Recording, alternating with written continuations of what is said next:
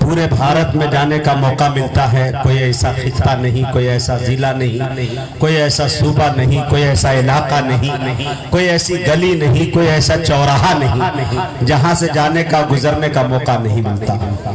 ऐसा लगता है कभी कभी महसूस ये करता रहता हूँ कि शायद अल्लाह ताला ने मुझे पैदा ही इसलिए किया कि जिंदगी भर तुम सफर में रहो।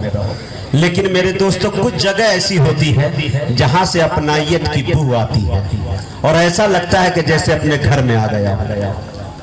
अभी कुछ ही दिन पहले जो आपके दरमियान 6 प्रोग्राम 6 सभाएं करके जो आपसे रुखसत हुआ, ये भीड़, ये प्यार, ये मोहब्बत, ये भाईचारगी जो आपके अंदर मैंने देखा, यकीन जानिए कि उस वक्त तपिश भी बहुत ज्यादा थी। गर्मी की जो शिद्दत थी, यकीन जानिए कि पूरे पसीने से शराबोर थे। रब से मैं ये कहता भी था कि पसीना भी बहुत गिर रहा है और मैं मुसाफिर भी हूँ और मुसाफिर में माजूर हूँ, पलस लग गया तो फिर दुआ रद्द नहीं।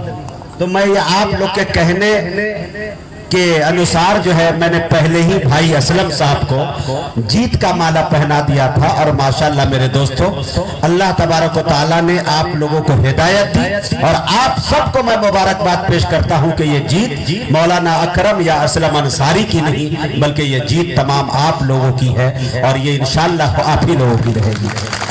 और अच्छा इंतखाब आपने किया। और असलम भाई से एक और रिक्वेस्ट मैं भी करना चाहूंगा कि ये जिम्मेदारियां आपके कंधे पे जो अजीम बेड़ा रख दिया इस कौम ने, इस मोहल्ले के लोगों ने, इस गांव के लोगों ने, इस पंचायत के लोगों ने, तो अब आपकी जिम्मेदारी बढ़ जाती है। इंशाअल्लाह आप ऐसा काम कर गुजरिए कि इंशाअल्लाह ये मुखिया पद की जो कुर्सी है मेरे दोस्तों, परसों नहीं आप इसको छोड़े।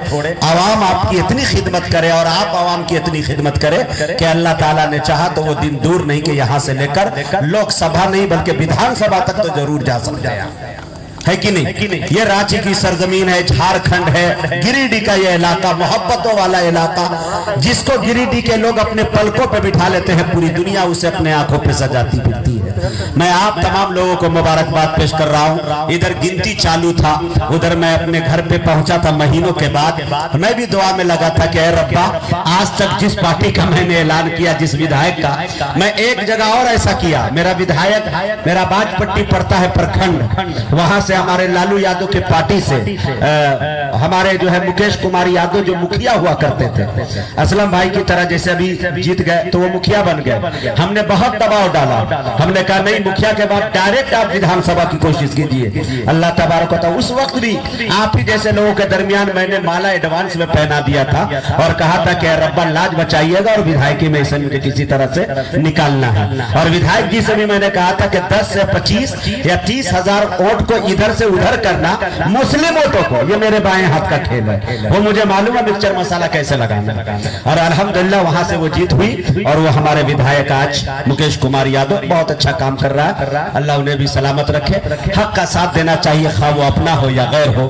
मेरे दोस्तों, मैं पहले बहुत तहे दिल से, दिल की अमीर गहराइयों से आप सब लोगों का शुक्रिया अदा कर रहा हूँ कि हम जैसे लोगों की रिक्वेस्ट को हमारी माएं बहनें ने भी रखा। माँ बहनों का भी शुक्रिया अदा करता हूँ, बड़े बूढ़े तमाम लोगों का। अब आइए मेरे दोस्तों, 10 बज गया है। कल मैं प्रोग्राम में था, यकीन जानिए छत्तीसगढ़ के बॉर्डर पे, यानी 1 किलोमीटर की दूरी पे वहां से छत्तीसगढ़ है, यानी आधा सामाइन जो छत्तीसगढ़ की और आधा झारखंड की सामाइन थी। वहां से लंबा सा सफर करके मैं सिर्फ इसलिए आ गया कि आपसे मैं वादा कर रखा था, तो आप भी ये कहते कि मुजाहिद हबीबी जब मतलब का वक्त था तब बड़े वादे वईद कर रहे थे और शोरा टाइम नहीं दे पाए, तो उन्होंने कहा कि 15 दिन के बाद देंगे। हमने कहा नौजवानों के दिल में जोश और खरोश अभी है, मैं ये चाहता हूं कि ये आग बुझने ना पाए जब तक इंशाअल्लाह ये खराज और ये मोहब्बत, ये तमाम चीजें पेश कर दी जाए। और तत्काल में शमशेर जहाना गजवी को किसी तरह से, एक तरह से समझिए कि धमकी देकर बुलाया और बाइक कार बेचारा भी आया है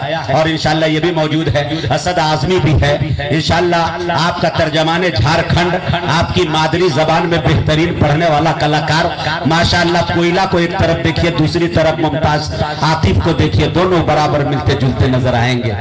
कोयले की कान में घुस जाए तो पता ही नहीं चलेगा कि कोयला ये है कि कोयला वो है कि नहीं। लेकिन मेरे दोस्तों रंग बड़ा पुख्ता है, बेलाली रंग है। अल्लाह इन्हें सलामत रखे। मुमताज भाई को बहुत अच्छा पढ़ते हैं, मादरी जबान में, पूर्वी जबान से मुझे भी बड़ी मोहब्बत है। एक बात और तमाम शायरों से भी गुजारिश करना चाहता हूँ, और यहाँ पे तमाम लोग बैठे हुए हैं उनसे भी मैं कहना चाहता हूँ कि मेरे दोस्तों आज का ये जो जश्न रखा गया है, जश्न नहीं बल्कि ये कवि सम्मेलन है, और फतह के मौके से ये वादा जो हुआ था तो वो रखा गया। इस प्रोग्राम का ये मतलब नहीं है कि हम जो हमारे भाई हार गए हैं हम उसे टारगेट पे ले, लेकिन जो मोहब्बत हमारी पहले थी उनसे, उससे बढ़ के मोहब्बत उनसे। ये जीतना हारना ये तकदीर का खेल है। मैंने देखा मेरे दोस्तों, एक बात मैं बता दूं, जो भाई हमारे प्रेसिडेंट में उस अभी साबित मुखिया थे, मैं उनको भी मुबारकबाद पेश करता हूं। आप रेस में दौड़े, अभी आपकी हार हुई है, मुमकिन है इंशाअल्लाह आइंदा आपकी भी जीत हो सकती है।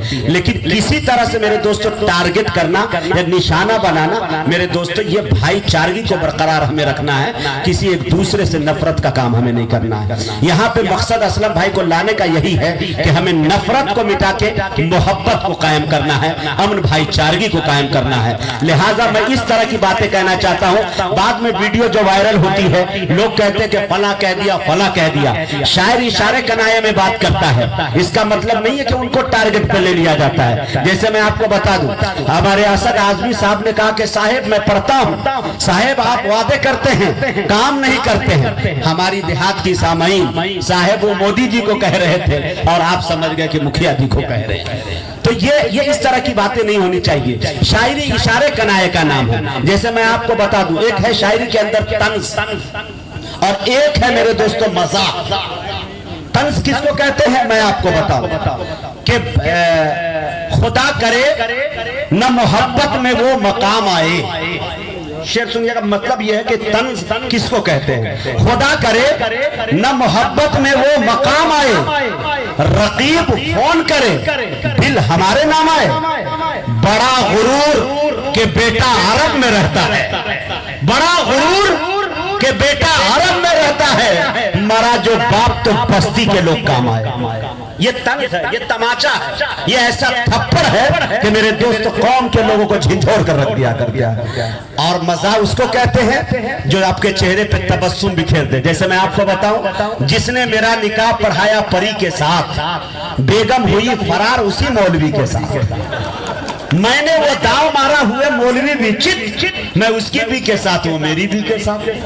ये मजा है। शायरी के कई असनाफ है, कई असनाफ में शेर कहे जाते हैं। ये अलग दुनिया है, ये अलग कलाकारी है। शायरी हम लोगों की खेती है, चलते फिरते। जैसे मिसाल के तौर पर मैं आपको ये कह दूं, कई शायरात जब मैं सफर में रहता हूं तो शायरात का फोन नहीं आता, लेकिन जब मैं घर चला जाऊं तो इत्तेफाक से सब शायरा का मैसेज आना शुरू हो जाता है। उसमें उर्दू लफ्ज का इस्तेमाल होता है। उर्दू तो ऐसी मीठी जबान है, तो कहते हैं अरे जनाबे आली आप तो मेरे को आपने जवाब ही नहीं दिया, ऐसा लगता है कि कुछ नाराजगी है।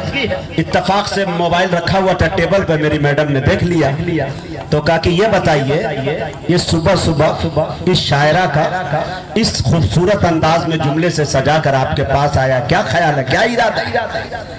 फिर मैंने कहा कि अब क्या करूं भाई, अच्छे अच्छे प्रधानमंत्री की भी वहां नहीं चलती। हम लोग चाहे जितने धरल्ले से बात कर ले, लेकिन होम मिनिस्टर के सामने किसी की नहीं चलती, है कि नहीं? यहाँ पे मैं निजामत करता हूँ, मेरी निजामत घर में कोई और कर देता है। लेकिन मैंने कहा कि अच्छा चलो मैं भी नाजिम ही हूँ। हमने कहा कि सुनिए, मैं आपको बता दूं कि दुनिया के 7.5 अरब लोग मेरे निगाहों के सामने थे, लेकिन अपनी शरीके हयात मैंने किसी को बनाया तो मैं तुमको बनाया। अब बताओ, इतना बड़ा कोई अवार्ड तुम्हारे खानदान में लगाओ फोन, अपनी बहनों से पूछो, चचेरी फुफेरी सबसे, कि तुम्हारे शौहरे नामदार इस तरह से कभी कहे हो? दुनिया के 7.5 अरब में दिल सिर्फ मैंने तुम्हें दिया है, बाकी किसी और को नहीं। तो कहते हैं कि तब कहने लगे हाँ माशाअल्लाह, खुश हो गई, औरत की जात है, उसकी थोड़ी सी तारीफ करके पूरे दिन काम लेते रहिए, काम चलता रहेगा। तो मेरे दोस्तों, मैं ये इस तरह की थोड़ी तमीदी गुफ्तगू कर दिया कि मुझे आपको हंसाना है, खिलाना। यही वजह है कि यहाँ बैनर कुछ और लग रहा था, तो मैंने कहा बैनर पे सिर्फ लिख दीजिए कवि सम्मेलन या तो सिर्फ मुशायरा आजाद। अब आजाद का मतलब ये नहीं कि जो भी चाहे पढ़े, फसीहो बलीग अंदाज से। डॉक्टर नवाज देवबंदी ने कहा कि न दौलत न शोहरत न जर चाहते हैं, मदीने का हम तो सफर चाहते हैं, खुदा से न महशर में शर्मिंदगी हो, गजल में भी ऐसा हुनर चाहते हैं। ऐसी गजल अगर आप पढ़ते हैं मेरे दोस्तों तो इजाजत शायरों को भी है कि तमाम लोगों का मर्यादा रखा जाए। हमारे बड़े भी बैठे हैं, हमारे बूढ़े भी बैठे हैं, जवान भी बैठे हैं, हमारी माएँ भी सुन रही है, मेरी बहनें भी सुन रही है। तो इस चीज का पासो लिहाज रखते हुए अगर हम ये शायरी करते हैं तो मुझे उम्मीद है कि सोशल मीडिया का जमाना है और साथ ही साथ सारे मोबाइल के कैमरे ऑन हो चुके हैं और साथ ही साथ हमारा 2 चैनल अबू